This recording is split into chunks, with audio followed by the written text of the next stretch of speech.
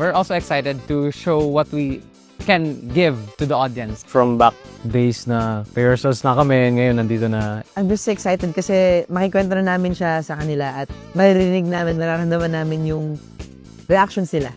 Yeah, and parang it's a great feeling din talaga na we get this opportunity to not only retell the story of Bagets, but really, you know, show the whole Bagets thing in a new light. You know, now it's on the stage, it's a musical. With our previous runs, parang nagigets na namin kung dapat namin gawin and what our roles really are here. It's all getting real na. It's all getting real with the lights, the amazing set. Medyo challenging, kinakabahan ako, but yun. Kaya kasi, with all my friends behind me, how can I go wrong this time?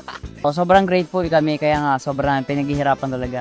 May mga araw nga na umiiyak ko yung iba kasi nga sobrang pagod, sobrang naka-pressure talaga. Parang hindi na siya nervyos no? Yung parang gusto mo na siyang i-let out sa tao na mapakita na yung mga nagawa mong pinaghandaan namin in the past 6 months with the bootcamp. So, alam mo yun, super excited na kami and I'm sure everybody will enjoy this show. Totoo yan. Please watch Bagets the Musical here at the Newport Performing Arts Theater. Tara, let's Bagets! See you guys at the show!